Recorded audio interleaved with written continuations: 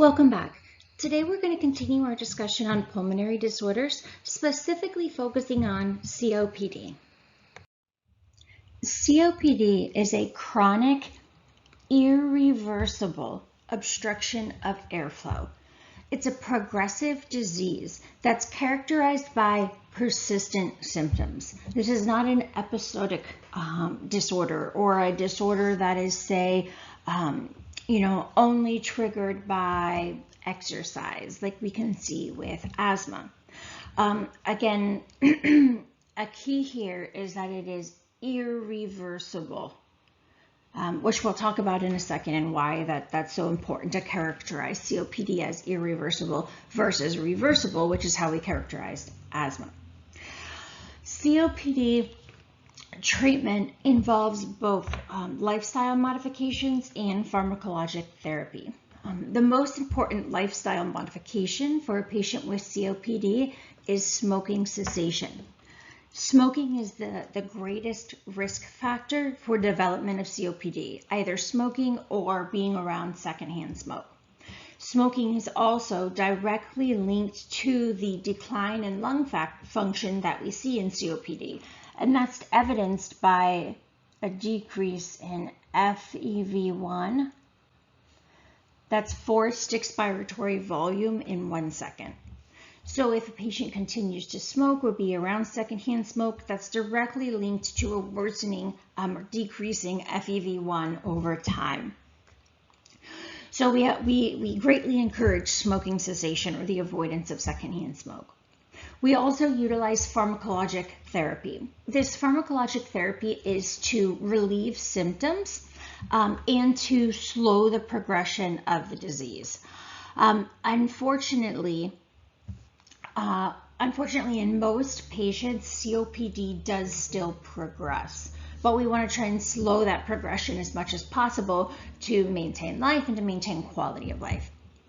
The symptoms that we see that we're trying to relieve with COPD include cough, excess mucus production, chest tightness and breathlessness, and difficulty sleeping and fatigue.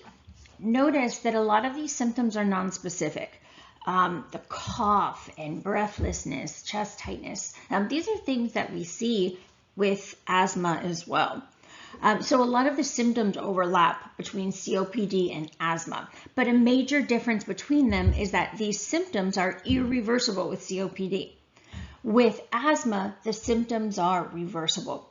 Remember, when a patient starts experiencing these, the chest tightness and this severe exacerbation, we can give them a bronchodilator, a short-acting bronchodilator, or short-acting beta agonist. And that's going to cause relaxation and dilation of those bronchioles really quickly, and that's reversible.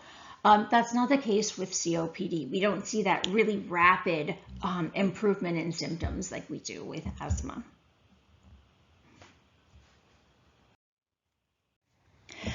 This chart is taken from the most recent guidelines for the management of COPD.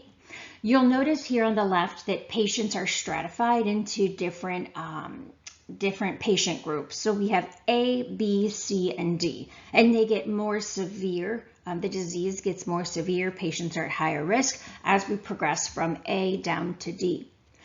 Notice in the description of each of these patient groups, you don't see any spirometry values. The guidelines don't use spirometry as a direct indicator for patient prognosis or what we should use to treat the patient. We've found that the patient's symptoms are better correlated with quality of life than the FEV1 or FVC to FEV ratio. So we don't use the spirometry values to dictate treatment in COPD. Patients in group A are considered low risk. These are patients with fewer symptoms. And you can see there we have a lot of different drugs that we can use as first-line drugs. The overall point there is just that they need to be using a bronchodilator. And that's the overall point really with COPD management, period. A bronchodilator. which bronchodilators can be beta agonists, right? Like we talk about albuterol. We talk about a lot of beta agonists when we talked about asthma therapy.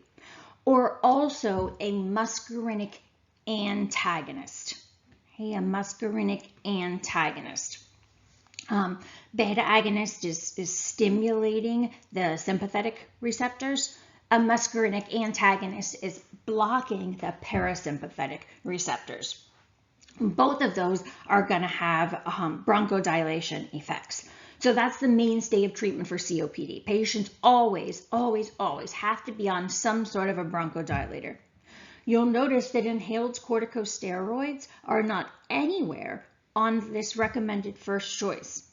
That's like the opposite of asthma, right? In asthma, there's this underlying inflammatory response going on that has to be treated. So almost all patients with asthma, unless it's really mild or just exercise induced, almost all patients with asthma are going to be on an inhaled corticosteroid. That is the mainstay of treatment.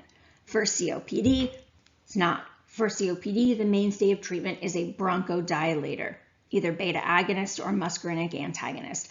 And then the inhaled corticosteroids get kind of added on later. You'll see here that the escalation, right? If we try first line therapy and it's not effective and then we need to escalate it or add something else on, that's where the inhaled corticosteroids come in. And the reason for this is that these patients probably have some sort of a combination of COPD and asthma. And that's possible. There are patients who have COPD, but they also have a component of reactive airway disease. So they also have a component of asthma. So in those patients, you'll notice that when you're treating the COPD optimally, they still might be symptomatic. And in that case, adding on an inhaled corticosteroid will take care of that, that underlying inflammation or that asthma combination, and then you'll get optimal outcomes. But that's not going to be every patient.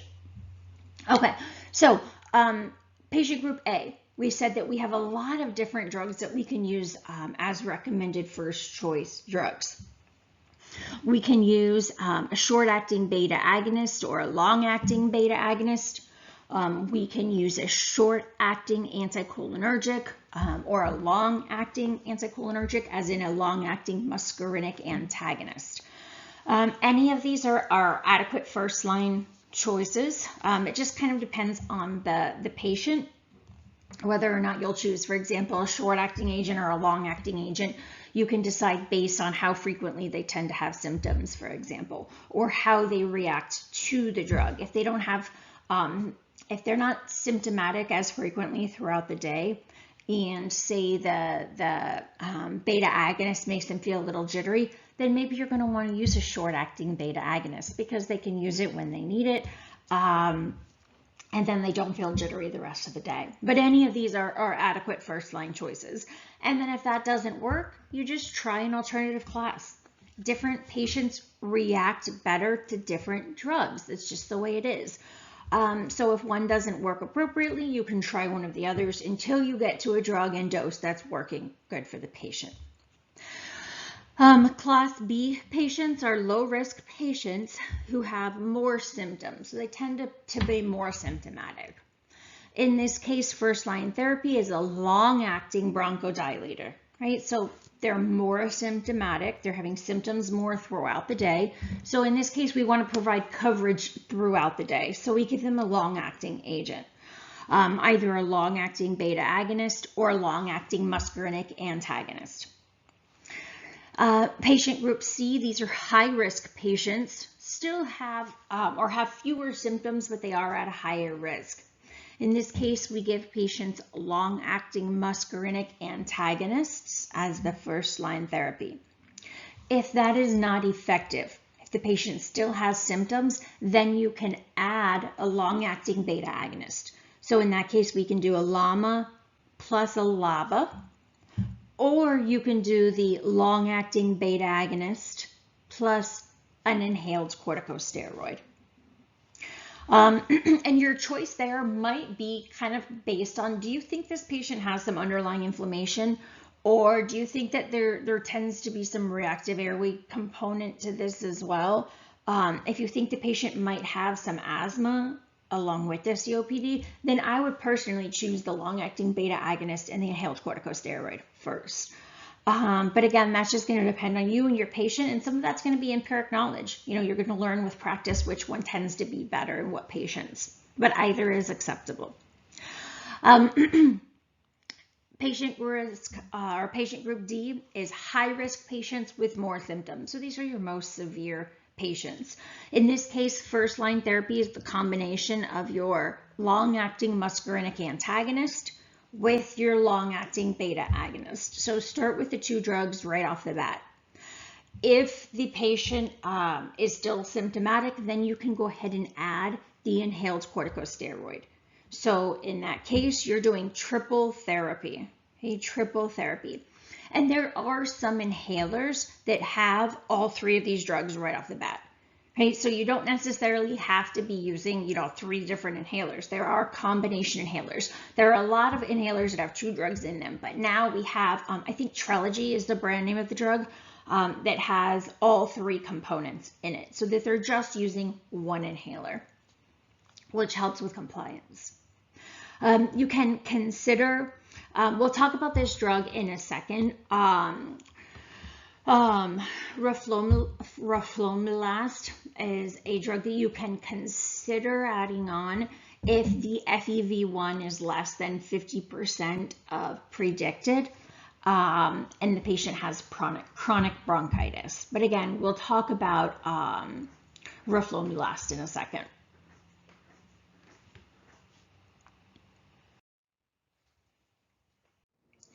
So we said long-acting bronchodilators are the preferred first-line treatment for COPD. So COPD treatment revolves around bronchodilators. Patients who have low risk and few symptoms, so patients in category A, can use short-acting bronchodilators. So low risk, few symptoms, can use the short-acting agents, but they can also use long-acting agents. So long-acting bronchodilators are acceptable treatments, first-line treatments in all types of patients with COPD. Long-acting bronchodilators are preferred in patients with class B, C, and D COPD. Long-acting bronchodilators include long-acting beta agonists and long-acting muscarinic antagonists. The long-acting beta agonists come in versions that are once daily and twice daily, but the twice daily are still considered long-acting because the short-acting agents work for like 4 to 6 hours. So 12 hours is relatively long-acting. The long-acting agents that are once daily include indacaterol, olodaterol, vilanterol, and then the twice daily agents, which are, they've been around for a little bit longer, they're more commonly used, are formoterol, formoterol, and salmeterol. Again, these are the twice daily agents. The long-acting muscarinic antagonists include aclidinium, tiotropium, glycopyrrolate, and umeclidinium. The names are ridiculous, I know. We mentioned that the short-acting bronchodilators are just for the really most well-off patients, the patients with the least severe disease. We do use a combination of a long-acting beta agonist plus a long-acting muscarinic antagonist, so we can use one of the top agents plus one of these bottom agents in patients who are high risk with more symptoms. So patients in category D, we use the combination right off the bat. We can also use a combination in patients that have more mild disease that have an inadequate response to one agent alone. So patients in category C, for example, if you start them on just the long-acting muscarinic antagonist and you don't have an adequate response, then you can try the combination of the 2 drugs. Corticosteroids are only used in select situations in patients with COPD. And we mentioned this when we looked at the slide previously. And the reason for that is that when inhaled corticosteroids are used in patients with COPD, we do see an increased risk of pneumonia. which is obviously more severe and more problematic in patients who already have lung disease. So in patients with COPD, inhaled corticosteroids are used more judiciously. In asthma, they're the mainstay, right? I mean, pretty much every patient with asthma should be on an inhaled corticosteroid, unless it's very mild or exercise-induced. But in COPD, we only add the inhaled corticosteroids on when absolutely necessary. So inhaled corticosteroids can be added to a long-acting bronchodilator if the FEV1 is less than, sorry, that should be 50%, not 60. If the forced expiratory volume in 1 second, or FEV1, is less than 50% of predicted. Also, they can be added to a long-acting bronchodilator if symptoms of both asthma and COPD are present, which I mentioned previously.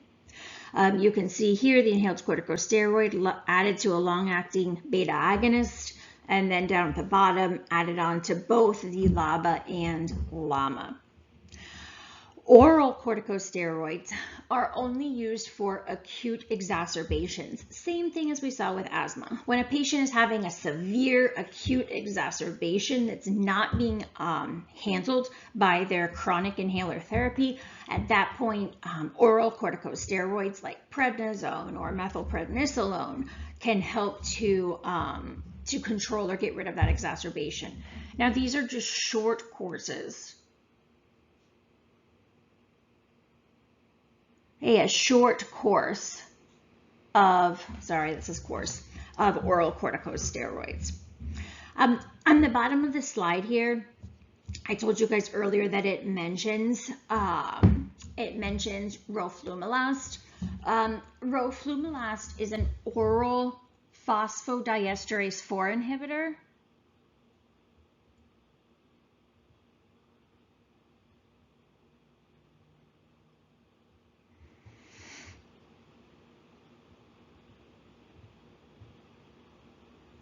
Okay, a phosphodiesterase 4 inhibitor, and again, it's an oral medication, it's not an inhaler. We don't really understand the way that it works exactly in COPD, but we do know that it decreases inflammation. So that decrease in inflammation can be helpful in patients who have severe chronic bronchitis, right? Bronchitis is inflammation in the bronchioles, in the bronchi. So decreasing inflammation in the airways is helpful. Systemic adverse drug effects really severely kind of limit the use of the medication. It causes weight loss, nausea, diarrhea, and headache as well. But the GI stuff really does tend to limit its use. Whether you're treating COPD or asthma or any pulmonary disorder where the drug is being delivered into the lungs, inhaler technique is incredibly important. Again, think about it. The patient is self-delivering a drug directly into the site of action, right? Deep down into the lungs. So if they don't use the inhaler correctly and the drug doesn't get deep down into the lungs, then the drug doesn't work. Right? The drug can be, if you use an inhaler wrong, the drug can be deposited on the tongue and the mouth and the throat, or it might just barely go down into the larynx, and then the drug's not going to work. And you're going to have extra side effects because you have the drug where you don't want the drug. So inhaler technique is critical. It needs to be taught initially, right? Which means you need to take your time to explain it to the patient, to show the patient, and then have the patient show you to make sure they're doing it correctly. Correct any issues and then have them do it again. Also provide them with some sort of written material, some sort of instructions for them to take home, because once they get home, they're going to forget some of that. So make sure if you're going to be prescribing inhalers that you have some sort of a pamphlet or something for them to take home with them. Or if you have a YouTube video that you really love that shows them, send them home with that link. And then again, reassess, the next time that they're in your office, make sure you say, hey, you know what, why don't you show me how you're using your inhaler? This becomes really important when patients have multiple inhalers that are used differently. there are different types of inhalers. Meter dose inhalers, MDIs, and then a DPI is a dry powder inhaler. And you inhale like oppositely with these two drugs. One of them you inhale nice and slow and deep. The other one you inhale really strong and fast. So the patient needs to understand that. Otherwise, they're going to be using them wrong, and then they're not going to get the desired effects. And it's going to be a waste of time, a waste of money, and the disease is going to progress when it doesn't have to. Okay, so it's really important that you understand inhaler technique. How can you teach it if you don't know it, right? So here are just some of the basics here. I do recommend, though, the drug manufacturers themselves, they have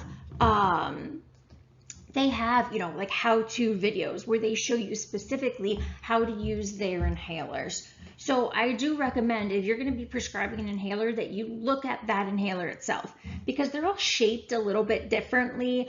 You actuate them a little bit differently. So it's important to acclimate yourself with that. All right.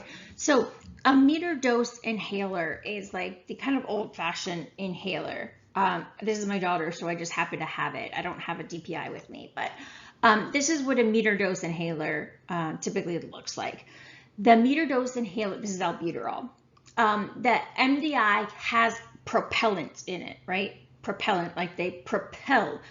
So it has this forceful mechanism that propels and ejects this mist or this medication from the canister.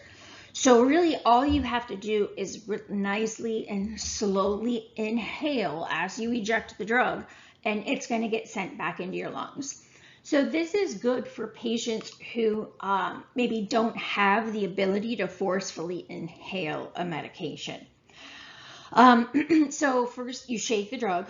You're going to shake it up really well. And the first time it's used, you have to just shoot the drug out a couple times before they actually use it to make sure it's fully loaded up. But then if they're using it daily, they don't have to waste doses every day. But they shake it really well, take the cap off, right? The medication is going to come out of this hole right here. So you're going to want the patient to exhale first. So breathe out, put it like this, seal, I'll wash it. Seal your lips around it. And as you push down right here, the medication's going to come out. Right? Did you see that mist coming out? That was the drug coming out. So as you push down on the canister, I'm not going to take it, but as you push down on the canister, the patient is going to slowly and deeply and then hold. You want them to hold their breath, so continue inhaling throughout the actuation, right, throughout the drug coming out, and then hold your breath. They say 10 seconds. That's really hard for some people to do, especially if they're having some sort of a like an attack, or if they're having an exacerbation. However, have the patient hold their breath for as long as they can, up to 10 seconds, and then exhale. And that's it. The dry powder, and then again, they rinse this off, rinse off your canister. It gets washed well.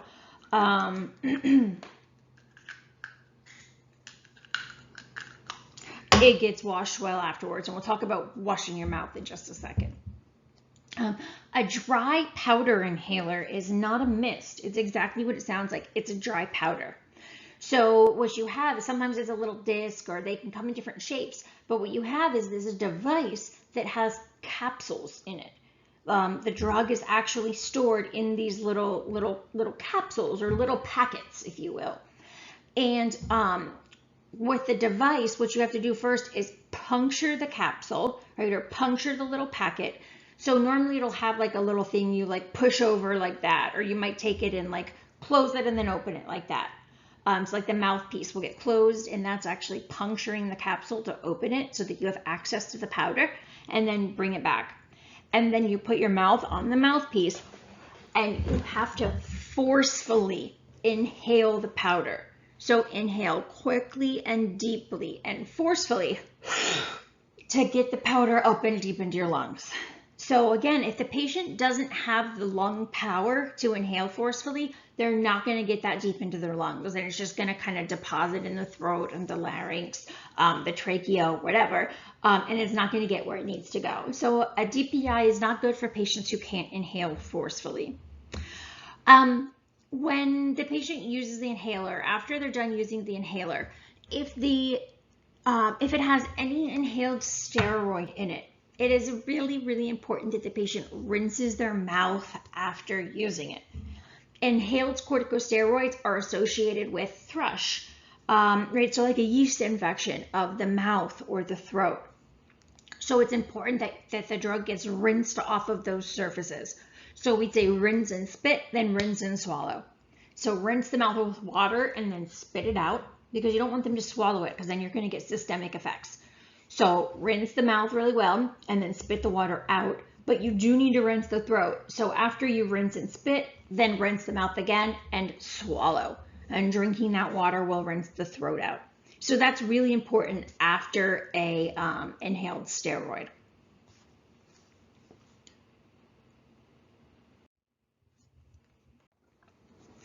Spacers like the aero chamber. Aero chamber is a spacer that I saw commonly getting dispensed. Spacers are essentially devices that make meter dose inhalers easier to use. They're especially good for young children and people who just can't quite coordinate the meter dose inhaler. So it's a large canister like this cylinder that you see right here. That's the spacer. You can see, like, this is the spacer. The inhaler attaches to the spacer, and then you put your mouth on the spacer, or you can use a mask, which I'll talk about in a second. And you just release or actuate, you dispense the drug, the inhaler, into the spacer. So then in the spacer, you have this, this mist, like this aerolized drug. And then you can inhale it from the spacer at your own comfortable pace. You can just, breathe it from the spacer normally and fine, and the drug will eventually make its way into your lungs because it's in this aerosol form. So this simplifies the technique. Again, especially good for children or, older people, elderly individuals who might be kind of shaky and just have a hard time, kind of with the inhaler technique. That's can be helpful. It also decreases the amount of drug that gets deposited in the mouth and throat. So if you have somebody who's consistently getting, side effects from the drug getting deposited in their mouth and the throat, a spacer is a good idea to help that. Because what happens is in the inhaler, you have the drugs that are, or you have the drug that's in the aerosol, right? It's like nicely dispersed in an aerosol, but there are some heavier particles. And those heavier particles, instead of going back into the lungs, they drop out. So with the spacer, what happens is the larger particles drop out in the canister. And you can see that in this picture right here. The larger particles, they're just heavy. So because they're so heavy, they just drop out and they just go onto the bottom of the canister. And it's only the particles that are truly aerosolized, the ones that are truly in the mist, right, or in an aerosol form, that get inhaled back into the lungs. So it does minimize the amount of drug that's deposited in the mouth and pharynx. So if a patient is, having infections in the mouth, or maybe they're having a lot of systemic side effects, so you suspect that a lot of the drug is actually being swallowed instead of inhaled, a spacer could be something that you could try. Masks can be attached to the spacers, and that's what you see in this picture here. So you have the inhaler on the end with the dad's holding it, and then you have the spacer, and then the mask is attached. And then the mask is just fitted nicely to the child's face. It is important that the mask fits correctly, but there are all different size, masks from like extra small to extra large. So you can have, an infant mask all the way up to an adult mask. But you disperse the drug into the into the spacer, and then the mask is just put on the kid, and the kid just breathes. Doesn't matter. They don't have to fit their mouth perfectly over it. They don't have to breathe at a certain time. As long as you've got the mask on tightly, they can just breathe comfortably. And that makes it much easier for little kids. If you've ever tried to get like a 2-year-old to use an inhaler appropriately, not happening. So these are really convenient. It's tough because they're not always covered by insurance, which is a pain, but they're not always covered by insurance, and they can be kind of pricey, but if the patient can afford them, or if you can figure out a way to get it covered to do the authorizations, then it is really, really helpful. All right, guys, that's it. COPD is relatively easy. I do just want to mention really quick that under treatment of COPD is a very big issue. One of the #1 causes for, I think it's #2 right now, but cause for hospitalization in the country is COPD exacerbations. And the reason that happens is because it's being undertreated. And again, you know, patients typically, they're not come in and complain about it. They're kind of used to having symptoms. They're using their inhaler, and they get the idea that this is just the best that it's going to be, and that's that, until they have a really severe exacerbation and they can't breathe, and they show up at the ER and then end up having to be hospitalized, and that opens a whole other host of issues. It's also one of the top reasons for readmission to the hospital. So COPD exacerbations are a really big deal. And typically that's because of undertreatment. So make sure that you're treating your patients aggressively enough. If they need dual therapy, then they need dual therapy. If they need triple therapy, then they need triple therapy. If it just feels too kind of complex and you feel like, you know, in a primary care office, you're treating their hypertension and their diabetes and there's all this other stuff, and the COPD just kind of goes by the byline, then refer them to a pulmonologist. It's a really, really big kind of current issue that the COPD is just being forgotten. And that really does impact the patient's quality of life. Can you tell my husband's in pulmonology? But refer to pulmonologists if needed. Okay, guys, anyhow, that is it. If you have any questions, let me know. And I will see you guys for allergic rhinitis next.